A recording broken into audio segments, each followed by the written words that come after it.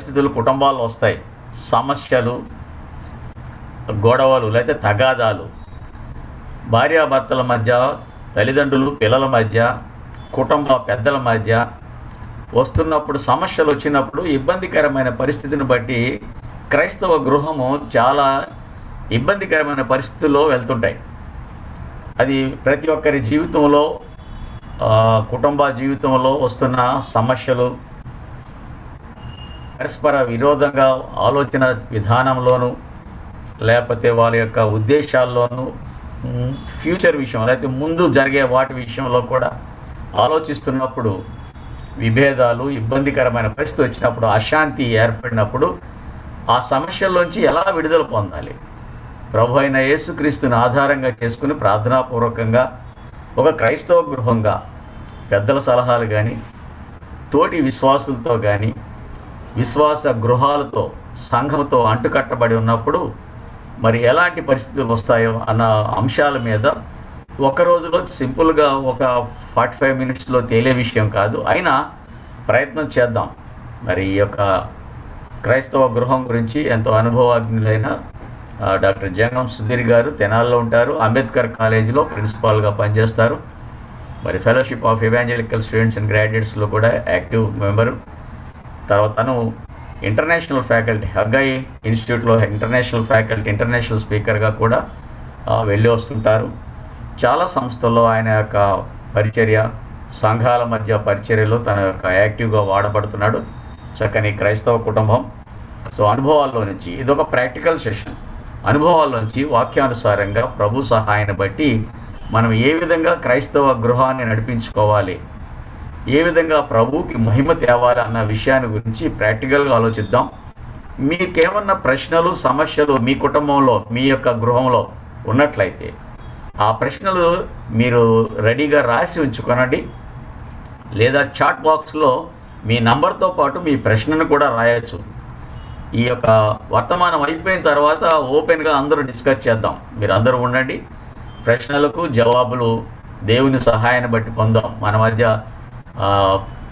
Pastor గారు ఇద్దరు ఉన్నారు. ఫిన్నీ గారు, తర్వాత జాషువా గారు కూడా జాయిన్ అవుతారు. వాళ్ళు లెంట్ ప్రేయర్స్లో ఉన్నారు కాబట్టి వాళ్ళు జాయిన్ అవుతున్నారు. ఇది అయిపోయేటప్పటికి వాళ్ళు కూడా ఉంటారు. కాబట్టి నిన్న జరిగినది, ఉదయం జరిగిన ఆ సెషన్స్లో కూడా మీకు ప్రశ్నలను అడగవచ్చు. ముఖ్యంగా క్రైస్తవ గృహంలో ఇష్యూస్ అండ్ కాన్ఫ్లిక్ట్స్ ఏమన్నా ఉన్నట్లయితే వాటిని మీరు బహిరంగంగా అడగవచ్చు, లేదా చాట్ బాక్స్లో మీ ప్రశ్న అడగవచ్చు. మీరు అడిగితే వాటి జవాబు మనం చూద్దాం. So now over to doctor Sudheer.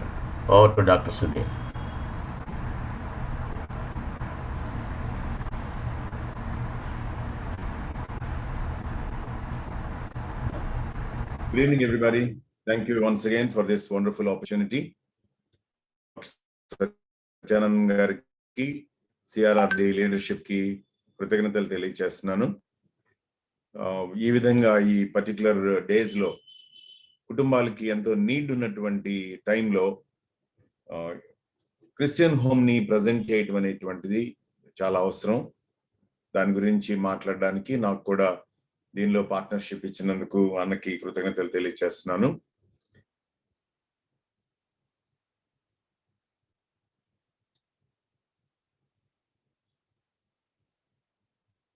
So today I'll be talking about issues and conflicts in Christian home. నాకు అన్న కొన్ని ఇష్యూస్ ని ముందుగానే చెప్పారు, వీటి మీద ఫోకస్ ఉంటే కనుక మంచిది అని చెప్పి నేను ఆ విధంగా మాట్లాడడానికని చెప్పి ట్రై చేస్తాను. రాత్రి మనం మాట్లాడుకునేటప్పుడు ఫ్యామిలీ గురించి మాట్లాడుకున్నాం. We talked about the basic concept of Christian home and the biblical characteristics of Christian home మాట్లాడుకున్నాము. అసలు వాట్ ఈస్ ఫ్యామిలీ అని అంటే, family is a collection of individuals, basic collection అన్నమాట. If society is made up of families, family is made up of individuals. అది మనకు అర్థం కావాల్సింది. మనకి వ్యక్తుల యొక్క సముదాయం అన్నమాట, అత్యంత సూక్ష్మమైనటువంటి సముదాయం కుటుంబం. సో మనకి ఫ్యామిలీ అంటే it's a set of relationships. అది సంబంధాల యొక్క కలయిక అన్నమాట. న్యాచురల్ గా ఒకసారి కాలేజీలో పనిచేసే రోజుల్లో కొంచెం ప్రాబ్లం వస్తే నేను ఏంటి గొడవలు ఇట్లాగా అంటే మాతో పనిచేసేటువంటి ఒక సీనియర్ లెక్చరర్ ఒక ఆయన అన్నాడు అనమాట, సమర్థులైన మనుషులు పనిచేస్తున్న చోట ఖచ్చితంగా నిప్రవలు ఉంటాయి అని అన్నాడు. ఆయన ఉపయోగించినటువంటి అనాలజీ అన్నమాట. when there are competent people working together, there will certainly be flashes. So ఫ్యామిలీలో కూడా అంతేనమాట. Individuals brought from different backgrounds. సరిగ్గా చెప్పాలంటే కనుక ఎవరు వాళ్ళు individuals brought from different backgrounds అని అంటే the basic couple, husband and wife, లేకపోతే man and wife, man and women, వీళ్ళిద్దరు 2 డిఫరెంట్ బ్యాక్గ్రౌండ్స్ నుంచి వస్తారు. They come with different brought up, different educational backgrounds, different experiences. Christian home lo different church backgrounds, different traditions, different conventions, different expectations వస్తారనమాట. రకరకాల విషయాలు జరుగుతూ ఉంటాయి. రకరకాల విషయాలు అంటే రకరకాల విషయాలు అనమాట. సో వాళ్ళిద్దరూ కలిసి ఒక చోట నివాసం చేయాలి అని అంటే వాళ్ళిద్దరూ కలిసి ఒక న్యూ యూనిట్ ని బిల్డ్ చేయాలి అని అంటే కనుక రైట్ ఫ్రమ్ ద స్క్రాచ్ అనమాట. రైట్ ఫ్రమ్ ద స్క్రాచ్ అని అంటే వాళ్ళకి ఇల్లు ఉంటుంది, కార్ ఉంటుంది, డబ్బులు ఉంటాయి, ఉద్యోగాలు ఉంటాయి కాదు. అక్కడ నేను చెప్తుంది I'm talking about the home. ఆ కుటుంబాన్ని వాళ్ళు నిర్మించడం, గృహాన్ని కట్టుకోవడం మొదలుపెట్టిన తర్వాత ఇట్స్ క్వైట్ డిఫికల్ట్. సో చాలా కష్టమైపోతుంది అది, ఇలాంటి కష్టాలు అనమాట. సో వాళ్ళిద్దరికి కొద్ది రోజులు పోయిన తర్వాత పిల్లలు పుడతారు. ఆ పిల్లలు ఇటు భర్త తరఫు తల్లిదండ్రులు, భార్య తరఫు తల్లిదండ్రులు, రకరకాల ఇష్యూస్ అనమాట. సో ఏం జరుగుతుంది అని అంటే when we have family, it's built on marriage. వివాహం మీద నిర్మించబడుతుంది అన్నమాట.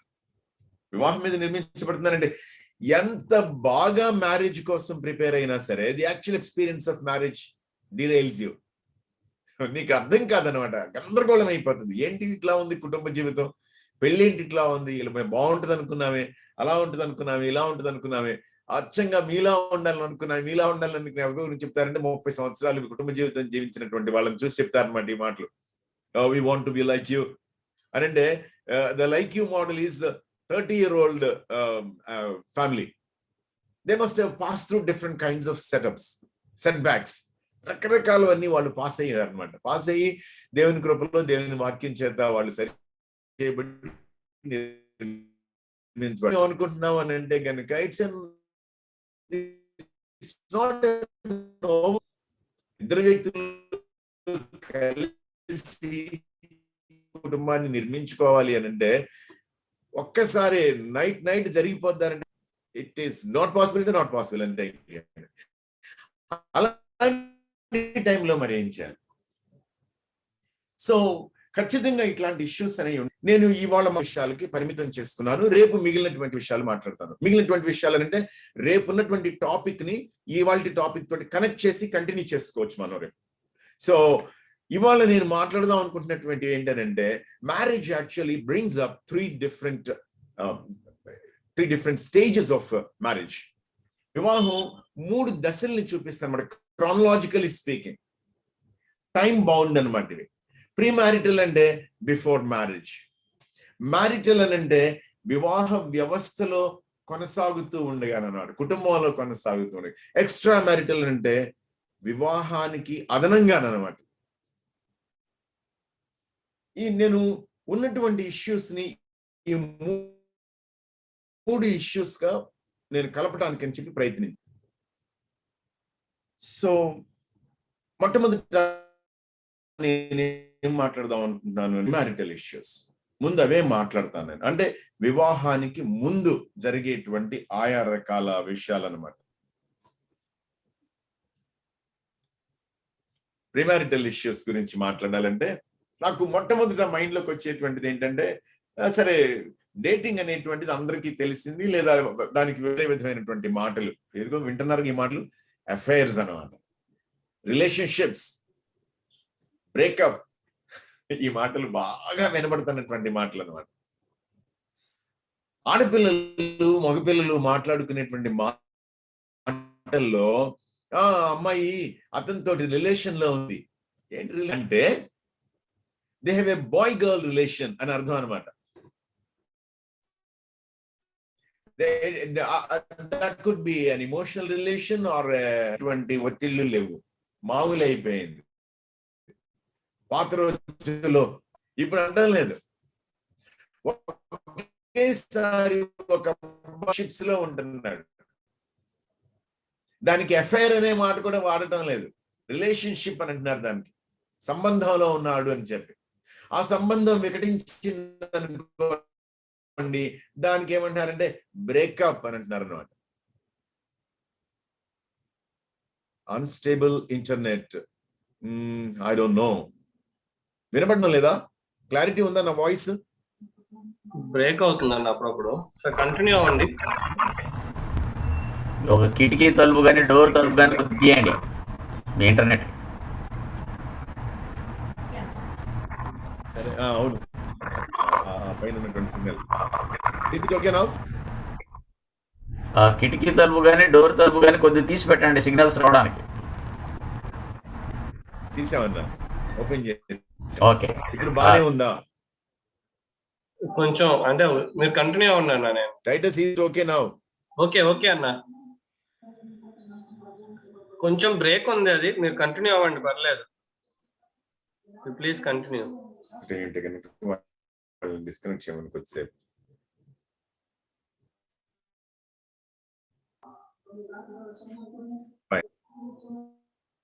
సో ఈ రిలేషన్షిప్స్, అఫైర్స్ అనేటువంటి మాటలు చాలా మామూలు అయిపోయింది యంగ్ పీపుల్ మధ్యలో.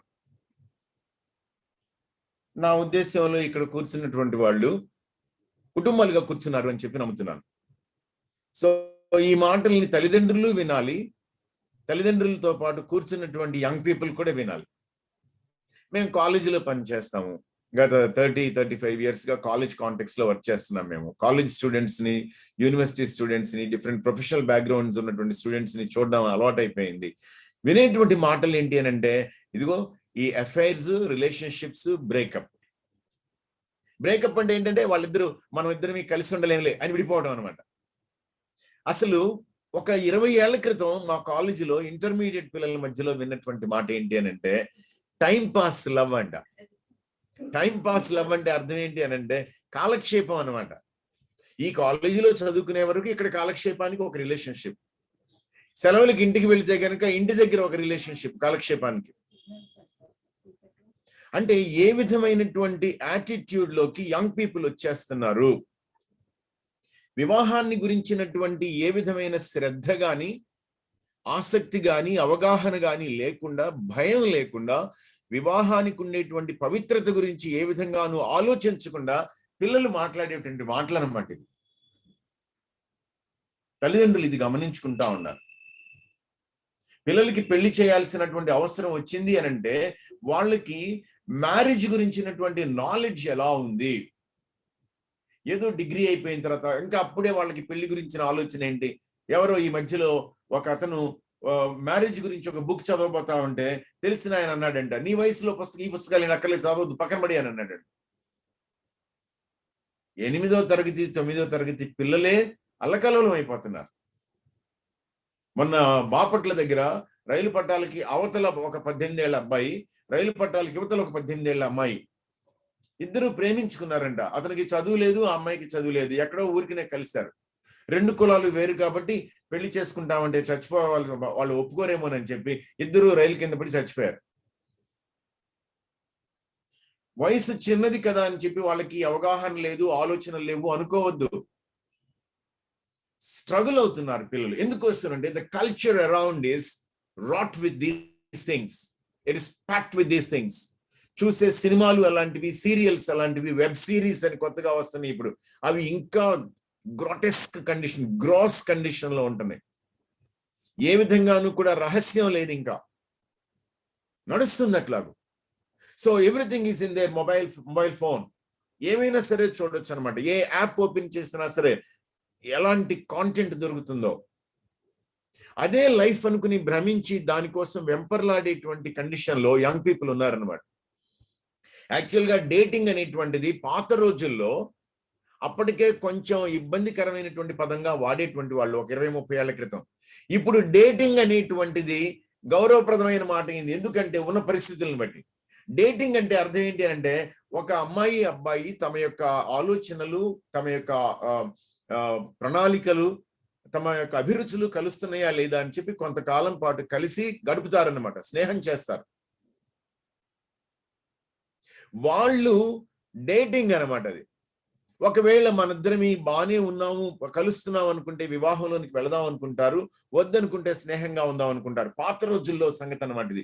అప్పుడే అమెరికాలో డేటింగ్ కల్చర్ ఉంది అని అంటే ఇండియాలో కంగారు పడిపోయేవాళ్ళు అనమాట. అమ్మో, మన సొసైటీ కూడా పాడైపోతుందేమోనని చెప్పి.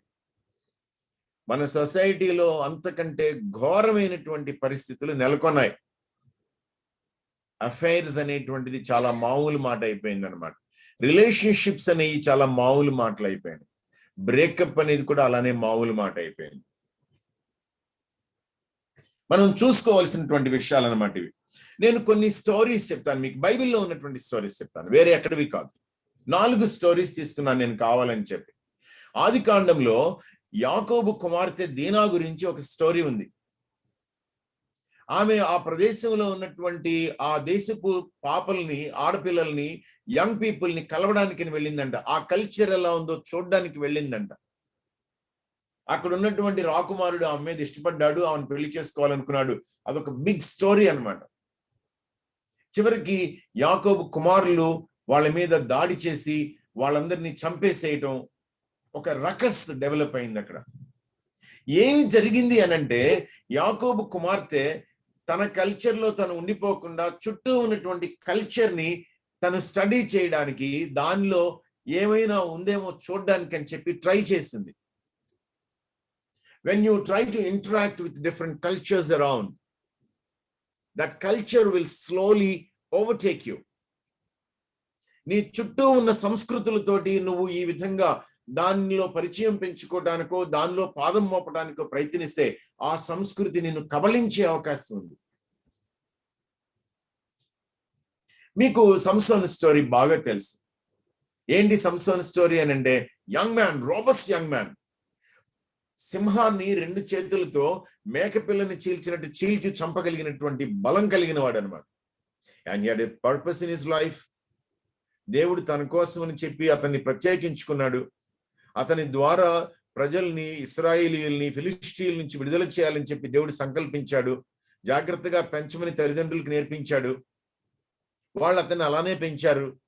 నాజీర్ చేయబడ్డాడు అతను. He was consecrated for god and he had a purpose in his life, and he was to be the deliverer, the judge of Israel. He was to fight with the Philistines. ఆ ఫిలిష్తీయులతో ఆయన యుద్ధం చేసి ప్రజల్ని విమోచించాల్సినటువంటి వాడు. ఏమైపోయాడు అని అంటే, సింహాన్ని సహితం చేల్చగలిగినటువంటి వాడు స్త్రీలోలుడైపోయి పతనమైపోయాడు. దేవుని పర్పస్ నుండి దూరం అయిపోయాడు అతను. ఎంత ఘోరం అనంటే, దెలీలా అతన్ని రోజు రోజు విసిగిస్తేనంట అతడు ప్రాణము విసిగి చావగోరెను, కానీ ఆ అమ్మాయి దగ్గర నుంచి బయటికి వెళ్ళలేదు. అది విచిత్రం. అంటే నెమ్మదిగా ఈ రిలేషన్షిప్స్, ఈ అఫైర్స్ ఏమవుతాయి అంటే, they become traps, fatal traps అయిపోతాయి. నీ ప్రాణాన్ని చుట్టుముట్టేసేటువంటి ఉచ్చులు, ఉరులైపోతాయి అన్నమాట. బలంగా దేవుని పని నిర్వర్తించాల్సినటువంటి కుర్రాడు ఆ స్త్రీకి బలైపోయాడు అనమాట. ఆ స్త్రీ అనే బదులు ఆ వ్యసనానికి, ఆ సంబంధానికి బలైపోయాడు. సరే, మరి దావీదు కుమార్తె తామారు, దావీదు కుమారుడు అమ్నోను, తామారు వాళ్ళ అన్న అబ్షాలోము. దావీదుకి చాలా మంది భార్యలు, అందరూ రకరకాల కుటుంబాలు అనమాట. వాటిలో నుండి ఈ అమ్నోన్ అనేవాడు తర్వాత రాజు కావలసిన వాడు చూసి తన చెల్లిని తానే మోహించాడు. మోహించడం అంటే ఏంటి అని అంటే, పెళ్లి చేసుకోవడానికి అనంటే కాదు, ఆ అమ్మాయిని లైంగికంగా అనుభవించాలి అని చెప్పి వాడు అనుభవించడానికి ప్రయత్నం చేస్తే దానికోసం సలహా చెప్పేవాడు ఒకడు, పక్కనే నువ్వు ఈ వేషం వేయడానికి వాడిని ప్రోత్సహించేవాడు ఒకడు. బాబు దగ్గరికి వెళ్ళిపోయి ఆ విధమైనటువంటి వేషం వేసినట్లయితే కనుక అప్పుడు నీ పని జరుగుతుంది అని చెప్పాడు. వీడు నిజంగానే అదే వేషం వేశాడు. ఆ వేషం వేసి ఆ అమ్మాయిని పిలిచి చెరిచి బయటికి నెట్టేశాడు. ఎందుకని నెట్టేశాడు? Once his desire was fulfilled, he lost interest in that girl and he actually started hating her. ఆమె మీద తన కోరిక తీరిన తర్వాత వాడికి ఆ అమ్మాయి అంటే ఆసక్తి పోయింది, ద్వేషం కలిగింది, బయటికి నెట్టేశాడు. ఏం జరిగింది? తండ్రి ఏమైనా మాట్లాడాడు? ఏం మాట్లాడలేదు, కామ్గా ఉన్నాడు, ఊరుకున్నాడు. అబ్షాలోము ఏం చేశాడు? వచ్చి అమ్నోని చంపించేసేశాడు. కుటుంబం లోపల విచ్ఛిన్నం అనేటువంటిది జరిగింది. దేవుని భక్తిలో పెరిగినటువంటి దావీదు, దేవుని హృదయానుసారిగా పిలువబడినటువంటి దావీదు తన పిల్లల్ని కంట్రోల్ చేసుకోవడంలో, తన పిల్లల్ని ఆర్గనైజ్ చేసుకోవడంలో ఫెయిల్ అయిపోయాడు. ఎందుకంటే వివాహాన్ని గురించినటువంటి ఘనత తన ఇంట్లో మెయింటైన్ చేయలేకపోయాడు, ఆ శాంక్టిటీని మెయింటైన్ చేయలేకపోయాడు.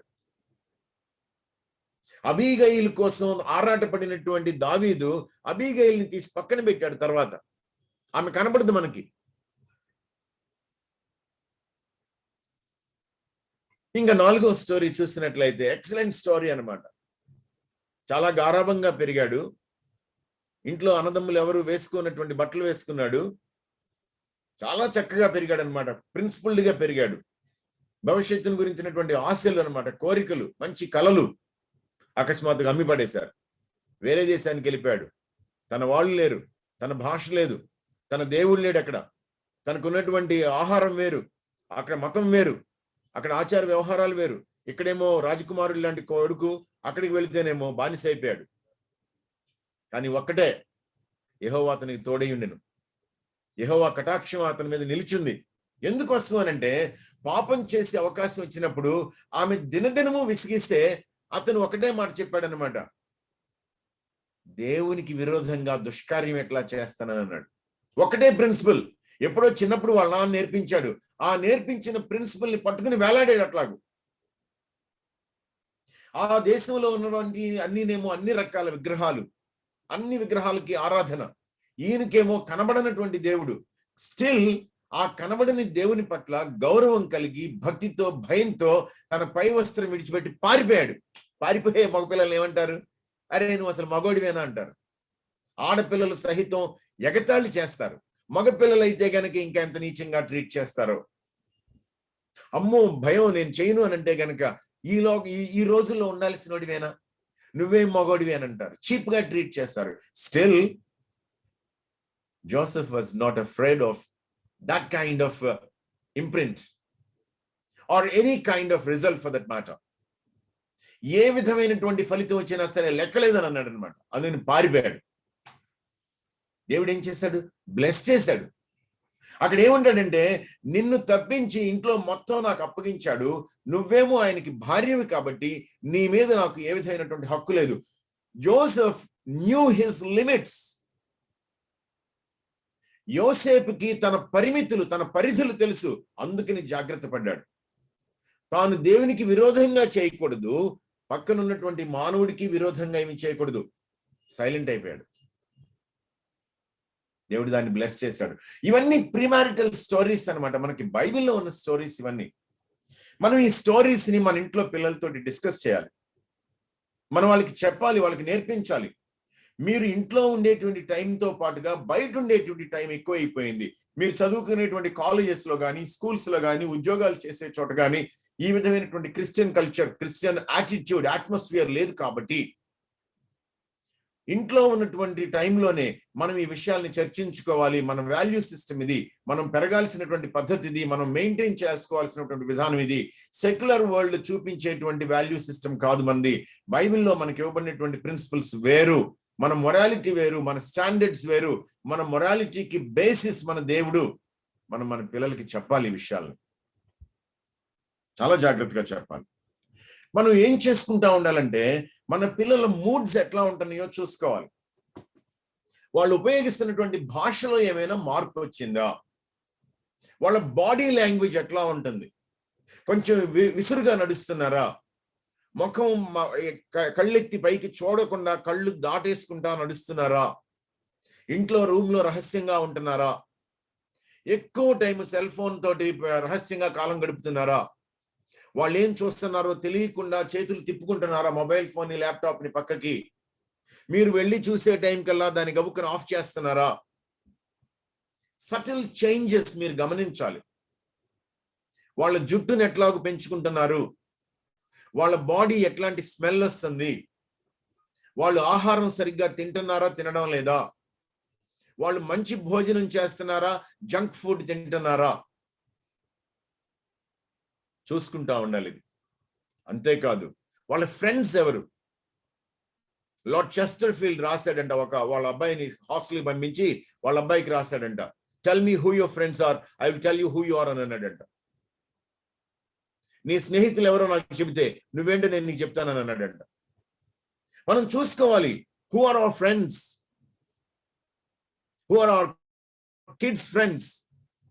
ఎవరి దగ్గర వాళ్ళు టూ మచ్ టైం గడుపుతున్నారు, ఎలాంటి వాళ్ళతో గడుపుతున్నారు, వాళ్ళకి బైబిల్ తెలుసా, మన పిల్లల మీద బైబిల్ ఇన్ఫ్లుయెన్స్ పడుతుందా పడటం లేదా, బైబిల్ ఎరిగిన వాళ్ళ ప్రభావం కిందకి వాళ్ళు వస్తున్నారా రావటం లేదా. క్రిస్టియన్ ఫ్యామిలీస్ లో పిల్లలు కలిసి ఉంటున్నా సరే, క్రిస్టియన్ ఫ్యామిలీసే కదా అని చెప్పి ఊరుకోవద్దు మీరు, అస్సలు సమస్య లేదు. నా వైఫ్ ఈ మధ్యలో చాలా గట్టిగా ఏం చెప్తుంది అని అంటే, ఇట్లాంటి ప్రీమారిటల్ ఇష్యూస్ జరిగే చోట, ఫ్యామిలీ మ్యాటర్స్ జరిగే చోట అన్నా చెల్లెళ్ళని సహితం జాగ్రత్తగా వాచ్ చేస్తా ఉండండి. మనం పెరుగుతున్నటువంటి వాతావరణం అలాంటిది, కలుషితం అయిపోయింది, నీతి నియమాలు వావి వరుసలు మరిచిపోయినటువంటి సమాజంలో బ్రతుకుతున్నాం మనం. సూయిసైడ్స్ అనేవి ర్యాంపెంట్ అయిపోయినాయి. మన పిల్లలు అలాంటి కల్చర్కి ఎక్స్పోజ్ అయిపోయి ఉన్నారు. ఒక పిల్లాడు అనమాట, మా మేనల్డ్ ఒకడున్నాడు, మాట మిదిలితే ఏమంటాడంటే LGBTQ అని అంటాడు, వాళ్ళ గురించి మాట్లాడరేంటి అని అంటాడు. గే పీపుల్ గురించి, లెస్బియన్స్ గురించి, హోమోసెక్షువల్స్ గురించి, క్వియర్స్ గురించి, ట్రాన్స్జెండర్స్ గురించి మాట్లాడరేంటి. ఎందుకంటే మెట్రోపాలిటన్ సిటీస్ లో, కాస్మోపాలిటన్ సిటీస్ లో ఈ కల్చర్ ఎక్కువైపోయింది. విజయవాడ లాంటి నగరాల్లో సహితం ఈ కల్చర్ ఎక్కువైంది. కానీ చుప్కే రహస్యంగా ఏమీ కనబడకుండా మెయింటైన్ చేస్తున్నారు. చాలా జాగ్రత్త పడాలి. మన పిల్లల మూడ్ స్వింగ్స్ ఎట్లా ఉంటున్నాయి, వాళ్ళ కళ్ళు ఎలా ఉంటున్నాయి, వాళ్ళ డైలైటెడ్ ఐలిడ్స్ ఏమైనా ఉంటున్నాయా వాళ్ళకి, మనం గమనించుకుంటా ఉండాలి. వాళ్ళు ఉపయోగించే భాషలో తల్లిదండ్రుల పట్ల, తోబుట్టువుల పట్ల కొంచెం ఏమైనా అవిధేయతతో మాట్లాడుతున్నారా, పొగరుగా మాట్లాడుతున్నారా, అకస్మాత్తుగా మాట తూలి తప్పుడు మాటలు ఏమైనా మాట్లాడుతున్నారా గమనించుకుంటా ఉండాలి. మన పిల్లలు ఎక్స్పోజ్ అయిపోతున్నారు వీటికి. ఇంకా చెప్పాలి అని అంటే, మన పిల్లలు మన ఇళ్లలో ఉండే టైం కంటే బయట గడిపే టైం ఎక్కువగా ఉంటుంది. చాలా శోచనీయమైన విషయం ఏంటి అని అంటే, క్రైస్తవ కుటుంబాలు సహితం ఈ నారాయణ చైతన్య కాలేజీల పేర్లకి భ్రమిసిపోయి అలాంటి కాలేజెస్ లో మార్నింగ్ 7 నుంచి నైట్ 9:30 వరకు ఆ రూముల్లో కుక్కేసి బతికించడానికి అలవాటు పడిపోయారు. అది స్టేటస్ సింబల్ లాగా ట్రీట్ చేస్తున్నారు. ఏముంది అక్కడ? బైబిల్ తెలిసిన వాళ్ళు పెట్టారా వాటిల్ని? బైబిల్ ఏమైనా నేర్పిస్తున్నారా? నమ్మకమైనటువంటి కాలేజెస్, స్కూల్స్ ఎక్కడున్నాయో చూసుకుని అక్కడ కదా మనం స్పెండ్ చేయాలి మన పిల్లల మీద. మన ఇంట్లో మన పిల్లలతో పాటు మనం సరైన టైంని గడుపుతున్నామా గడపటం లేదా, వాళ్ళతో మాట్లాడుతున్నామా మాట్లాడటం లేదా. నాకు బాగా గుర్తు, మా పిల్లాడు నెమ్మదిగా టీన్స్ లోకి అడుగు పెట్టేటప్పుడు బాడీలీ చేంజెస్ వస్తా ఉంటే నా వైఫ్ టైటస్ కి ఫోన్ చేసి రిక్వెస్ట్ చేసింది. టైటస్ అని అంటే సత్యానందం గారు అబ్బాయి, డాక్టర్ ఆయన. ఏమని రిక్వెస్ట్ చేసిందంటే, టైటస్ మా వాడు ఈ విధంగా తనలో hormonal changes, bodily changes, physical changes వస్తున్నాయి కాబట్టి please spend time with him, వాడికి ఆ చేంజెస్ గురించి ఎక్స్ప్లెయిన్ చేయని చెప్పి. పట్టించుకోవాలి మనం ఈ విషయాల్ని. వాళ్ళు ఎలాంటి పరిస్థితులు గుండా వెళ్తున్నారు, వాళ్ళకి మనం టైం కేటాయించకపోతే వాళ్ళకి వేరే వాళ్ళు ఎవరైనా టైం కేటాయిస్తున్నారా చూసుకుంటా ఉండాలి. ప్రీమారిటల్ ఇష్యూస్ అన్నమాట ఇవన్నీ కూడా. ఒకరోజు మా కాలేజ్ ప్రిన్సిపల్ గారు, మా ఫౌండర్ అనమాట రాజకిషోర్ గారు, ఆ కాలేజ్ అసెంబ్లీలో మాట్లాడుతూ ఆయన అన్నారనమాట, ఏమున్నాయి రిలేషన్స్ ఈ మధ్యకాలంలో, నలుగురితోటి ఆడపిల్లలతోటి వీడు తిరిగి పెళ్లి చేసుకుంటాడు, అయితే వాడికి తెలియదు ఆ అమ్మాయి కూడా నలుగురితోటి తిరిగి 5వ వాడిని వీడిని పెళ్లి చేసుకుంది అని చెప్పి. ప్రస్తుతం ఉన్నటువంటి పెళ్లిళ్ళు ఇలానే జరుగుతున్నాయి. వాస్తవం ఇది, ఆయన చెప్పిన మాట వాస్తవం. ఆయన దాదాపుగా 20 years క్రితం చెప్పారు ఈ మాట. మన సొసైటీ కల్చర్ ఇలా ఉంది. మొన్నో నేను ఒక సర్వే ఒకటి చదివాను. TV9 వాళ్ళు ఒక సర్వే రిలీజ్ చేశారు. ఆ సర్వేలో అన్నమాట, సూయిసైడ్స్ అచ్చంగా దేనిని బట్టి జరుగుతున్నాయి, వివాహేతర సంబంధాలను బట్టి జరుగుతున్నాయి అచ్చంగా అన్నమాట. హత్యలు గాని ఆత్మహత్యలు గాని most of them highest percentage దేనిని బట్టి అనంటే ఇదిగో ఈ మ్యారిటల్ ఇష్యూస్ తోటి కనెక్ట్ అయినటువంటి వాటి వలన జరుగుతున్నాయి.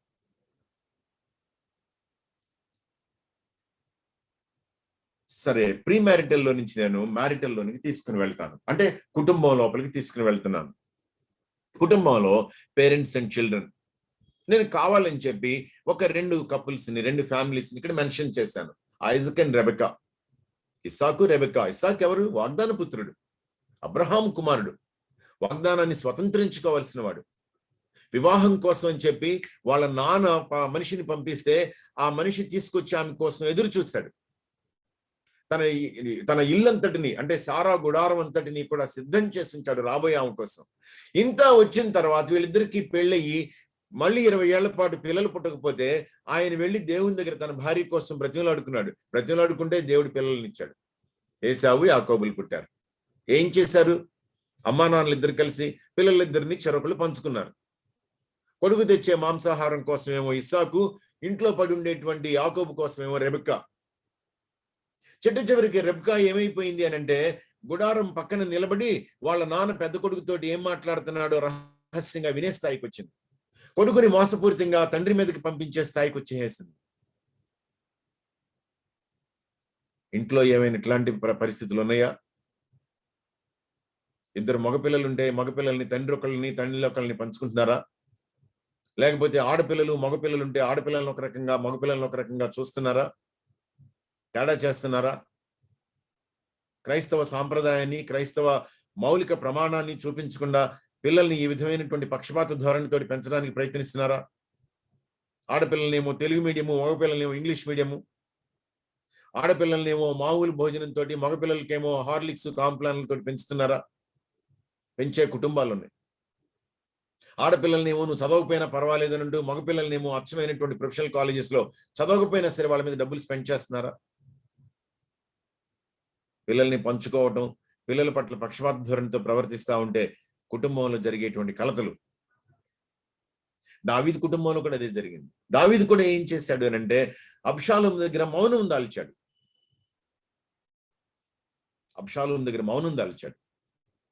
దానికి జరిగినటువంటి ఆ ఘోరమైనటువంటి పర్యవసానాలు మనకు తెలుసు. The kind of serious consequences the family faced. నేను తర్వాత ఇంకా దాని గురించి కొంచెం మాట్లాడతాను, ఏమి జరుగుతుంది దాని వలన అనేటువంటిది. ఈ తోబుట్టువులు అన్నమాట. తోబుట్టువుల్ని ఏం చేశారు? తోబుట్టువులు ఈ విధంగా యోసేపు మీద కక్షపుని అతన్ని గుంటలో పడద్రోసి చంపేయడానికి అని చెప్పి నిర్ణయించుకోవటం. సర్లే కదా అని చెప్పి, పోన్లే అని చెప్పి చివరికి ఇష్మాయిలీలకు అమ్మేసేయటం. దీనంతటికి కారణం ఏమై ఉండొచ్చు? యాకోబుకి రాహేల్ అంటే ఉన్నటువంటి అమితమైన ప్రేమ, ఆమెకి చాలా కాలానికి ఎప్పటికో పుట్టినటువంటి ఈ యోసేపు అనే పిల్లాడి మీద ప్రేమ. సో ఆ పిల్లాడి మీద ప్రేమతో ఏం చేశాడనంటే, మిగిలిన వాళ్ళందరికీ చాలా మామూలు బట్టలు, ఈ పిల్లాడికేమో రంగురంగుల అంగీలు. మిగిలిన వాళ్ళందరూనేమో గొర్రెల కోసం అని చెప్పి కాపలా కాసుకోవడానికి ఆ అరణ్య ప్రాంతంలో, ఎడారి ప్రాంతంలో తిరుగుతూ ఉంటే, ఈ పిల్లాడిని అరే వాళ్ళు ఏం చేసి వస్తున్నారో చూసిరారా, ఈ పిల్లాడి వెళ్ళి వాళ్ళ గురించి చూసి వచ్చి వీళ్ళ నాన్న చెవిలో స్టోరీస్ అన్ని చెప్తా ఉండేవాడు. వీళ్ళ నానేమో వాటిలన్నింటినీ వింటా ఉండేవాడు. న్యాచురల్ గా ఇదిగో నాన్న పెట్టొస్తున్నాడు, వీడు కలలు కంటున్నాడు, మనకి విరుద్ధంగా వీడు పెంచుకోవడానికి ప్రయత్నిస్తున్నాడు, వీడి సంగతి చూద్దాం అనుకున్నారు. పిల్లల మధ్యలో రైవలరీ రావడానికి తండ్రి కారణమయ్యాడు. పిల్లల మధ్యలో ఈర్ష్యాశీలు రావడానికి తండ్రి కారణమయ్యాడు. చాలా గొప్ప విషయం ఏంటంటే, యోసేపు పరిణతి చెందినటువంటి వ్యక్తిగా కనబడతాడు మనకి. ఎక్కడ? ఐగుప్తులో. అంత కష్టాన్ని కోర్చి ఐగుప్తుకి వెళ్ళిపోతే, ఐగుప్తులో బానిస బ్రతికితే, ఐగుప్తులో నెమ్మదిగా తన సోషల్ స్టేచర్ పెరుగుతూ ఉంటే, తను గబుక్కున ఒక్కసారి మళ్ళీ కిందకి పడిపోయి జైల్లో బందీగా వెళ్ళిపోతే, స్టిల్ యోసేపు నమ్మకంగా ఉంటే ప్రజలందరికీ కూడా ఈయన వాళ్ళ దేవుడు తోడుగా ఉండబట్టి ఇలా వర్ధిల్లుతున్నాడని అందరికీ అర్థమైంది. అకస్మాత్తుగా ఫరో ముందు నిలబడ్డాడు, అకస్మాత్తుగా ప్రధానమంత్రి అయిపోయాడు. ఫరో ఏం చేశాడు? ఎంటైర్ ఈజిప్ట్ ని తీసుకుని వచ్చి ఈయన చేతులకు అప్పగించాడు. నువ్వేం చేస్తే అదే అన్నాడు. ఏం చేస్తుండడానికి అవకాశం ఉంది? అన్నలు వస్తే అన్నలను గుర్తుపట్టి తలలు తీయించేస్తుండే పని. వాళ్ళతోటి పరుషంగా మాట్లాడి ఉండే పని ఏం లేదు. చాలా చక్కగా వాళ్ళని ఆదరించాడు, ప్రీతిగా మాట్లాడాడు, వాళ్ళకి అవసరమైనవన్నీ సమకూర్చాడు. నేనే అని చెప్పి తనను తాను వాళ్ళకి బహిర్గతం చేసుకున్నాడు. వాళ్ళందరినీ మళ్ళీ నా దగ్గరికి రండి, నేను ఇక్కడ మిమ్మల్ని చూసుకుంటానని చెప్పి తెప్పించుకున్నాడు. ఫరో దగ్గరికి తీసుకుని వాళ్ళందరినీ పరిచయం చేశాడు. ఎంత పరిణతి చెందినటువంటి వ్యక్తి, మెచ్యూరిటీ లెవెల్స్ ఎట్లా ఉన్నాయో చూసుకోండి. సో ఇది మనకు అర్థం కావాలి. తోబుట్టువులు ఒకరికొకరు విరుద్ధంగా వేరుపడేటువంటి పరిస్థితులు ఉంటాయి. దానికి కొన్నిసార్లు తల్లిదండ్రులే కారణమవుతారు. దాన్ని మనం జాగ్రత్తతో గమనించుకోవాలి. తోబుట్టువులు కలిసి ఉంటున్నారా, ఉండటం లేదా? తోబుట్టువులు తమ తోబుట్టువుల్ని జాగ్రత్తగా చూసుకుంటున్నారా లేదా? కలిసి ఒకటిగా కుటుంబంగా ఎదుగుతున్నారా లేదా? కలిసి ఒక కుటుంబంగా, కుటుంబాల వ్యవస్థగా, సమాజంగా రూపుదిద్దుకుంటున్నారా లేదా? చూసుకుంటా ఉండాలి. మోషే సంగతి మీకు తెలుసుగా.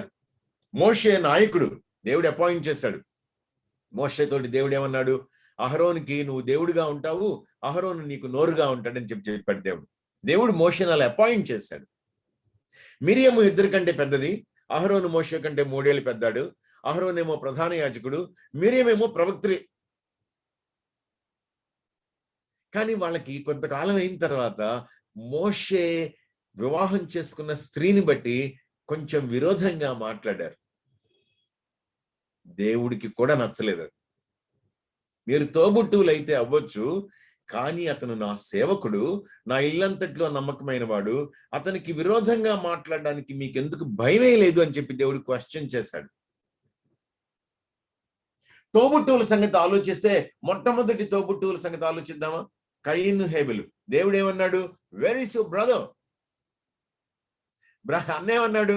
Yam I his keeper? నేనేమన్నా అతనికి కాపరా కాసేవాడినా? దేవుడికి ఎదురు తిరిగి క్వశ్చన్ చేశాడు. కానీ దేవుడు ఏమన్నాడంటే, yes you are his keeper అని అన్నాడు దేవుడు. అందుకే నేను నిన్ను క్వశ్చన్ చేస్తున్నాను అన్నాడు దేవుడు. మన పిల్లల్ని దేవుడు ప్రశ్నించే స్థితికి మనం వాళ్ళని వదిలిపెట్టద్దు. మన ఇంట్లో పిల్లలు తోబుట్టువుల్ని జాగ్రత్తగా చూసుకుంటున్నారా లేదా, కలిసి ఉంటున్నారా లేదా, గౌరవించుకుంటున్నారా లేదా, ప్రేమించుకుంటున్నారా లేదా, ఇచ్చిపుచ్చుకుంటున్నారా లేదా, తోడు నిలబడుతున్నారా లేదా, ఆదరించుకుంటున్నారా లేదా, జాగ్రత్తగా చూసుకుంటా ఉండాలి. అంతేకాదు, తోబుట్టువులు అవసరమైనటువంటి సమయంలో నిష్కర్షగా నువ్వు చేస్తుంది తప్పు అని చెప్పి చెప్పగలుగుతున్నారా, చెప్పడం లేదా? వాళ్ళు చేసే తప్పుని వీళ్ళు కాస్తున్నారా? You scratch my back, I scratch your back. నువ్వు నా తప్పుని కాయి, నేను నీ తప్పును కాస్తాను.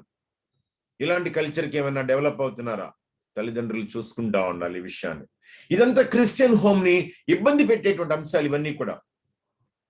ఇంకా ఇన్లాస్ అనమాట. ఇన్లాస్ అంటే అత్తమామలు, బావమరుదులు. అత్తమామలు, బావమరుదులు. నేను రకరకాల క్యారెక్టర్స్ గురించి మాట్లాడగలను. కానీ మోషే దగ్గరికి వస్తే, మోషే మామ ఇత్రో, మిద్యానీయులకి యాజకుడు ఆయన. ఎటువైపు నుండి వచ్చినటువంటి యాజకుడు? అబ్రహాము 2వ భార్య కెతూరా అనమాట. అంటే సారా చనిపోయిన తర్వాత ఆ కెతూరాని ఆయన పెళ్లి చేసుకున్నాడు. ఆయన ద్వారా వచ్చినటువంటి పిల్లల్ని అబ్రహాం ఏం చేశాడు అనంటే, ఇస్సాకుకి ఆస్తిని అప్పగించే లోపే వాళ్ళు ఇతనికి ఆటంకంగా ఉండకూడదు అని చెప్పి వాళ్ళకి ఆస్తి పంపకాలు చేసి అవతలికి పంపించేసాడు. వాళ్ళు మిద్యానీయులు అనమాట. కెతూరా సంతానంలో అతని పేరు మిద్యాను, అతని పిల్లలు అనమాట మిద్యానీయులు. వాళ్ళు కూడా యెహోవా దేవుని ఆరాధించేవాడు. వాళ్ళ యాజకుల్లో ఒకడెవరంటే యెత్రో అనమాట. ఈ యెత్రో కుమార్తెని సిప్పోరాని మోషే పెళ్లి చేసుకున్నాడు. యెత్రో చూడడానికి వచ్చాడనమాట. ఈ జనాంగం మొత్తం కూడా విడుదలయ్యి బయలుదేరి ఐగుప్తుకి వెళ్తున్నారు అని చెప్పానంటే వీళ్ళని ఎదుర్కొనడానికి ఆయన భార్య పిల్లల్ని వెంట తీసుకొని మోషే భార్య పిల్లల్ని దగ్గరికి వచ్చాడు. వచ్చి చూశాడనమాట. చూసి, అరే ఏంటి నువ్వు ఇంత కష్టపడుతున్నావు? ఎందుకు? మోషే చుట్టూ జనం అంతా పగడ్లంతా ఉదయం నుంచి సాయంత్రం వరకు నిలబడి ఉన్నారు. మోషే ఒక్కడే కూర్చున్నాడు. అందరి సమస్యలు ఆయనే వింటున్నాడు. అందరికీ ఆయనే తీర్పులు చెప్తున్నాడు. ఇది నువ్వు చేస్తుంది కరెక్ట్ కాదే అని అన్నాడు. వాళ్ళకి భారం, రోజంతా అక్కడ నిలబడి ఉండడానికి. నీకు భారం, నువ్వు ఒక్కడవే నీ మైండ్ మీద ఎంత మోస్తున్నావు. నేను నీకు ఆలోచన చెప్తాను, డివైడ్ చేయి. డివైడ్ చేసి అథారిటీని డెలిగేట్ చేయి, హాయిగా ఉంటుందని అన్నాడు. ఎక్సలెంట్ మోడల్ అన్నమాట. మోషే ఏమన్నాడంటే, వెరీ గుడ్, ఈ ఆలోచన బాగుందని అన్నాడు. ఆలోచన స్వీకరించాడు. ఇన్లాస్ సహృదయంతో బ్రతకటం అనేటువంటిది ఎంత బాగుంటుందో. మనకి అద్భుతమైనటువంటి అత్తగారుగా పేరుగాంచినటువంటి నయోమి, రూతుని ఎంత ప్రేమగా ట్రీట్ చేసింది, రూతుని ఎంత చక్కగా సెటిల్ చేసింది. చివరికి ఆ వంశం ద్వారా రక్షకుడు రావడానికి తోడ్పడింది.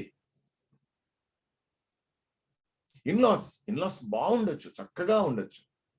అబ్బే అసలు మంచోళ్ళు కాదండి, మొదలు పెట్టడమే మంచోళ్ళు కాదండి, మొదలు పెట్టడం. మా కోడలండి నోరు మంచిది కాదు, మా కోడలి అమ్మా నాన్నలు మంచోళ్ళు కాదు, లేకపోతే కనుక వెంటనే మా అల్లుడు మంచోడండి, మా కోడలు మంచిది కాదు. Negative terminology. మా అత్తమామలు అస్సలు మంచోళ్ళు కాదండి, వాళ్ళు వస్తున్నారంటే భయం వేసేస్తుంది. కానీ మనకి బైబిల్ నేర్పిస్తున్న విధానం వేరుగా ఉంది. మన రిలేషన్స్ ని మనం కాపాడుకోవాల్సినటువంటి విధానం బైబిల్ చక్కగా మనకు చూపిస్తుంది. ఎక్స్టెండెడ్ ఫ్యామిలీ గురించి మాట్లాడొచ్చు. ఎక్స్టెండెడ్ ఫ్యామిలీ అని అంటే ఇంకొంచెం విస్తృతమైనటువంటిది అనమాట. లాబాను ఎవరు అని అంటే బెతుయేలు రిబ్కా అన్న అనమాట.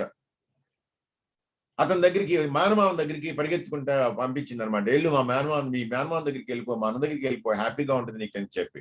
లాబాన్ ఎట్లాంటి వాడు అని అంటే విగ్రహాలను ఆరాధించేవాడు. ఎట్లాంటి వాడు అని అంటే వీడు ఎవడానికి మేనల్డే గాని ఘోరంగా ఎక్స్ప్లాయిట్ చేసి వదిలిపెట్టాడు. బానిసలాగా వాడేసుకున్నాడు ఇష్టం వచ్చినట్టు. ఎక్స్టెండెడ్ ఫ్యామిలీలో ఈ ప్రాబ్లమ్స్ కూడా ఉంటాయి.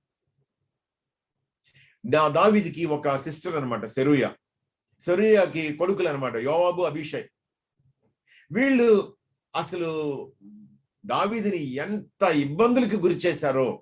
ఇద్దరు మళ్ళీ దావీదు దగ్గర సైన్యాధిపతులు, ఇబ్బందులకు గురి చేశారనమాట. దావీదు ఏం చేయలేకపోయాడు, వాళ్ళని ఏమీ చేయలేకపోయాడు. సో ఎక్స్టెండెడ్ ఫ్యామిలీలో ప్రాబ్లమ్స్ ఉంటాయి, రకరకాల ఇష్యూస్ ఉంటాయి, జాగ్రత్త పడాలి. తల్లి తరఫు వాళ్ళనేమో కొంచెం బాగా చూసుకొని పిల్లల్ని వాళ్ళ వైపుకి అలవాటు చేయటం, తండ్రి తరఫు వాళ్ళని దూరంగా పెట్టడం, లేకపోతే తండ్రి తరఫు వాళ్ళనేమో దగ్గర చేసి తల్లి తరఫు వాళ్ళని దూరం చేయడం, లేకపోతే తండ్రి తన తరఫు వాళ్ళని ప్రమోట్ చేసుకోవటం, తల్లి తన తరఫు వాళ్ళని ప్రమోట్ చేసుకోవటం. It's a problem. ఒక్క ఇల్లు తనకి తానే విరోధంగా వేరుపడటం అనమాట. కుటుంబంలో ఇది జరగడానికి వీలేదు. జాగ్రత్త పడాలి, చూసుకోవాలి. నైబర్స్, పొరుగు వాళ్ళ గురించి ఎంత మాట్లాడినా సరే సరిపోదు. రేపు జరిగేటువంటి డిస్కషన్ లో దాని గురించి నేను కవర్ చేయడానికి ప్రయత్నిస్తాను. లాస్ట్ పాయింట్ ఏంటి అంటే ఎక్స్ట్రా మ్యారిటల్ రిలేషన్స్. వివాహంలోనే ఉన్నటువంటి వ్యక్తులు వివాహానికి వెలపల వ్యక్తులతో సంబంధాలని పొందటం, ఏర్పాటు చేసుకోవటం. దావీదు తనకు ఆల్రెడీ భార్యలు ఉన్నారు, వేరే ఆయన భార్యని కాంక్షించాడు, ఆమెను తెచ్చుకున్నాడు, ఆమె భర్తతో అబద్ధం ఆడాడు, ఆమె భర్తని చంపించాడు. ఇది యెహోవా దృష్టికి ఘోరంగా ఉంది అని చెప్పి రాయబడింది వాక్యంలో. దీని కాన్సిక్వెన్సెస్ అప్పటితోటి అయిపోలేదు, అది కుటుంబం మీదకి దిగొచ్చింది. అంటే భార్యాభర్తల మధ్యలోకి మూడో వ్యక్తి రావటం, థర్డ్ పర్సన్ రావటం, ఎక్స్ట్రా మ్యారిటల్ రిలేషన్స్ అని అంటే. ఎఫ్సీలకు రాసిన పత్రిక 5వ అధ్యాయం 22వ వచనంలో కొన్ని మాటల్ని వాడాడు. 22వ వచనం నుంచి 33వ వచనం వరకు పౌలు అక్కడ రాస్తూ ఏమంటాడంటే, స్త్రీలారా ప్రభువునికి వలె మీ సొంత పురుషులకు మీరు లోబడి ఉండండి. తన సొంత శరీరం వలె, ఈ సొంత అనే మాటని పౌలు రిపీట్ చేశాడు. కాంటెక్స్ట్ ని కొంచెం అటు ఇటు మార్చుకుంటూనే అక్కడ రిపీట్ చేస్తూ వచ్చాడు. అంటే భర్త ఏమో తన సొంత శరీరమును వలె భార్యను ప్రేమింపు బద్ధుడై ఉన్నాడు. సొంత అంటే ఏంటంటే belonging to the sole property of. అంటే నేను శ్రీదేవికి భర్తనైతే నేను శ్రీదేవికి సంపూర్ణంగా ఆస్తిని అన్నమాట, చెందినటువంటి వాడిని. నేను ఇంకా వేరే ఎవరికి చెందను. శ్రీదేవికి నేనే సొంత పురుషుడిని. అంటే శ్రీదేవి కూడా నాకే సొంతం అన్నమాట. ఎక్స్క్లూజివ్ రిలేషన్షిప్ ఇది. ఈ ఎక్స్క్లూజివ్ రిలేషన్షిప్ లోనికి వేరే వ్యక్తి ప్రవేశిస్తున్నాడు లేదా ప్రవేశిస్తుంది అంటే అర్థం ఏంటి అనంటే, బహుశా ఈ సంబంధం కోసం ప్రయత్నం చేసే వ్యక్తి తన గురించి తాను కొంచెం గొప్పగా ఊహించుకుంటూ ఉండొచ్చు. నేను మరీ ఒక్కరికే పరిమితం అవ్వటం ఏంటి, నేను 10 మందికి సరిపోతాను కదా అనుకోవచ్చు. నేను కనీసం మరొకరికి సరిపోతాను కదా అనుకోవచ్చేమో. Elevated self. లేదా డైవర్షన్స్. దేని నుండి డైవర్షన్? దేవుని యొక్క అమూల్యమైన వివాహ వ్యవస్థ ఎంత గొప్పది, ఆ ప్రణాళిక అర్థం కాక, ఆ సంబంధం యొక్క పరిశుద్ధత అర్థం కాక, దానిలో నుండి దృష్టిని బయటికి మళ్లించడానికి ప్రయత్నించటం, వివాహాన్ని గురించినటువంటి అవగాహన లేకపోవడం, డైవర్షన్స్, సంబంధాలని ఏర్పాటు చేసుకోవడానికి తాపత్రయపడడం, లేదా అనుకోని పరిస్థితుల్లో ఆ సంబంధాల్లోకి జారిపోవటం. It could start with an emotional entanglement. ఏదో ఒక అనుభూతికో ఏదో ఒక ఆలోచనకో లోనైపోయి ఇరుక్కుపోయి ఉండొచ్చు. అది అకస్మాత్తుగా స్పైరల్ డౌన్ ఇంటూ రిలేషన్షిప్ కావచ్చు. అయిపోతాయి, చాలా ఘోరాలు జరిగిపోతాయి. దానివల్ల ఏమి నష్టం జరుగుతుంది అని అంటే, number 1, your family experiences distance from God. నీ కుటుంబం దేవుడి నుండి దూరానికి గురవుతుంది. ఎవరు చేసే పని వలన?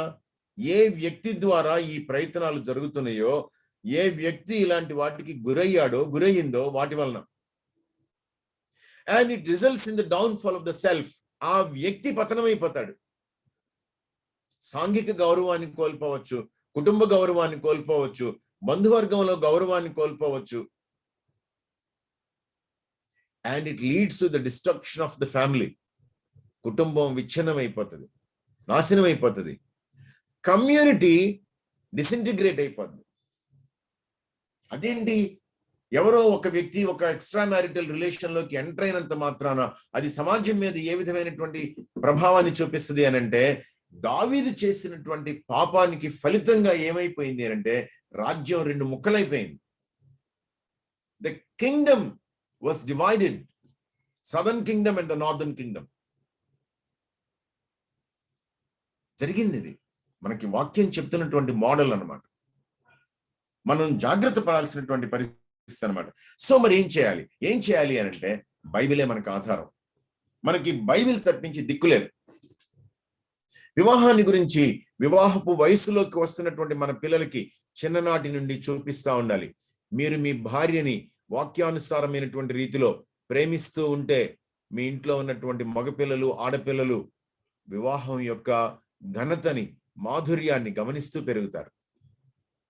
మీరు మీ భార్యని చులకనగా ట్రీట్ చేసి, తృణీకరిస్తే, తిరస్కరిస్తే, తక్కువ చేస్తే, ఇంట్లో ఉన్నప్పుడు ఒక రకంగా, వీధిలోకి వెళ్ళినప్పుడు ఒక రకంగా, మీ పేరెంట్స్ లేనప్పుడు ఒక రకంగా, మీ పేరెంట్స్ ఇంట్లోకి రాగానే ఒక రకంగా ట్రీట్ చేస్తూ ఉంటే, మీ పిల్లలు మీ వంక చూస్తూ ఉంటారు. దాని వలన వాళ్ళకి వివాహ వ్యవస్థ మీద నమ్మకం పోతుంది, మీ మీద గౌరవం పోతుంది, మీ తల్లిదండ్రుల మీద ద్వేషం పెరుగుతుంది. మా నాన్న మా అమ్మని వాళ్ళ అమ్మా నాన్నల్ని బట్టి తక్కువ చేసి చూస్తున్నాడు అనేటువంటి వ్యతిరేకత కుటుంబంలో డెవలప్ అవుతుంది. మీరు మీ భర్తకి గౌరవంతో లోబడుతూ మర్యాద చూపిస్తూ, అయితే స్త్రీ పురుషుని ఎడల భయము కలిగి ఉండినట్లు చూచుకొనవలెను. ఎఫెసీయులకు రాస్తున్న పత్రిక 5వ అధ్యాయం చిట్ట చివరి మాటలు అన్నమాట. భయము కలిగి ఉండినట్లు చూచుకొనవలెను. చెక్ చేసుకుంటా ఉండాలి. Do I really honour my husband? ప్రతి విషయంలో ప్రభువునకు లోబడినట్లుగా సొంత పురుషులకు లోబడి ఉండవలెను. ప్రతి విషయంలోనూ వాక్యానుసారమైనటువంటి రీతిలో నేను నా హస్బెండ్ కి ఆ ఒబీడియన్స్ ని చూపిస్తున్నానా? పిల్లలు గమనిస్తా ఉంటారు. అమ్మ నాన్నకి ఏ విధంగా లోబడుతుంది, అమ్మ నాన్నకి లోబడే విషయంలో వాళ్ళ అమ్మా నాన్నల మాట ఎలా వింటుంది, వాళ్ళ అక్క చెల్లెళ్ళ మాట ఎట్లా వింటుంది. నాకు తెలిసి ఒక కుటుంబంలో ఒక అక్క వాళ్ళ చెల్లి మాట వినేది. వాళ్ళ చెల్లి మాట మీద వెళ్తే వాళ్ళ అక్కకి చెప్పేదంట, ఎందుకు అక్క లోబడి ఉంటావు, ఎదురు తిరుగు నువ్వు అని చెప్పి. ఆమె మాత్రం తన భర్తతో చక్కగా కాపురం చేసుకునేది.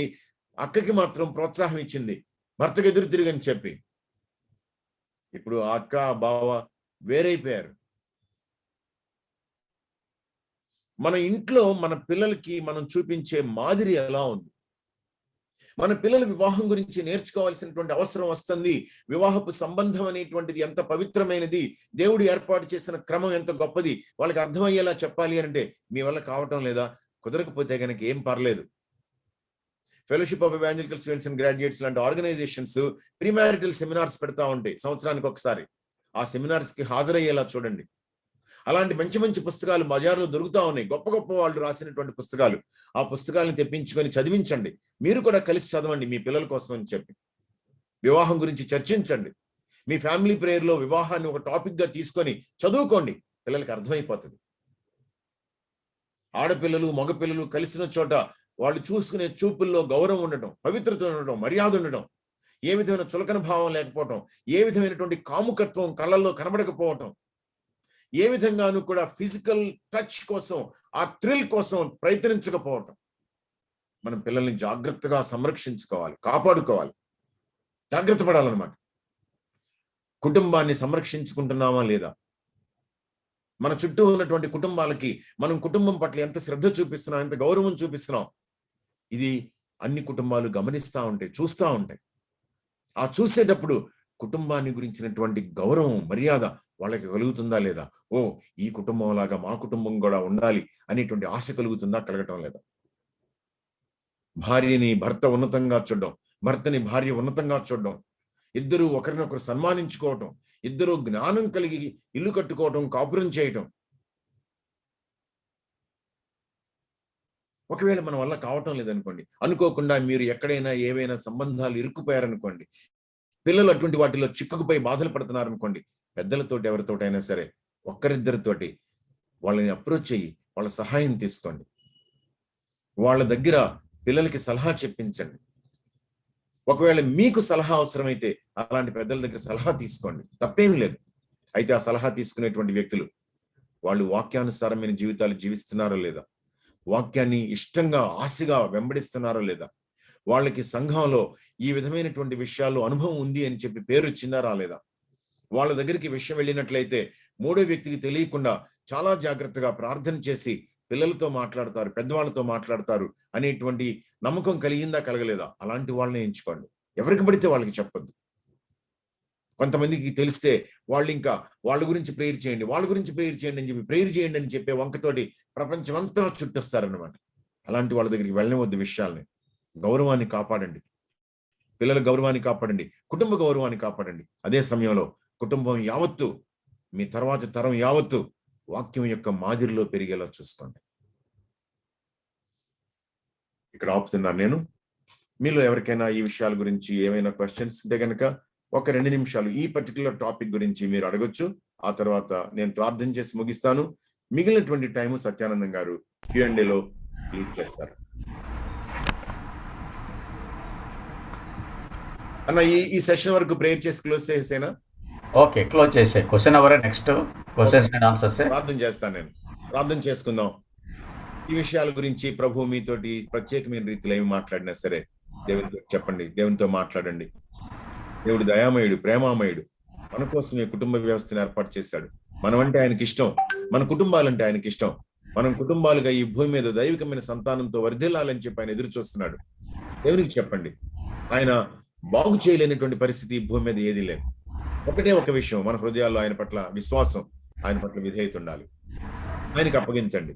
కృపగల దేవ, ఈ సాయంత్రం వేళ క్రైస్తవ గృహానికి ఎదురయ్యేటువంటి ఆయా పరిస్థితులు, కుటుంబం లోపల ఉండేటువంటి ఇబ్బందులు, వీటన్నిటి గురించి మాట్లాడుకోవడానికి ప్రయత్నం చేశాం ప్రభువా. వాక్యంలో నుంచి ఆయా మాదిరిలను చూడడానికి ప్రయత్నించాము. ఎవరెవరు ఏ విధమైనటువంటి మాదిరిల చేత, కేస్ స్టడీస్ చేత తాకబడ్డారో, ఎలాంటి విషయాల చేత ప్రభువా వాళ్ళు సంధించబడ్డారో వాటిని మేము మీకు అప్పగించుకుంటున్నాం. మీ సన్నిధిలో వాళ్ళు తమ హృదయాల్లో ప్రార్థన చేస్తుండగా వాళ్ళ ప్రార్థనను మీ దృష్టికి అంగీకారయోగ్యం చేసుకోండి. వాటిని మీరు స్వీకరించండి. వాళ్ళ జీవితాల్లో, వాళ్ళ కుటుంబాల్లో మీరు జోక్యం చేసుకోండి. మీ వాక్యానికి అనుగుణమైనటువంటి రీతిలో వాటిని అన్నింటినీ మలుచుమని, నిర్మించమని వేడుకుంటూ, ఈ మాటలు సంఘ క్షేమాభివృద్ధి నిమిత్తం మీరే ఫలభరితం చేయమని యేసు నామములో వేడుకుంటూ ఉన్నాను తండ్రి. ఆమేన్.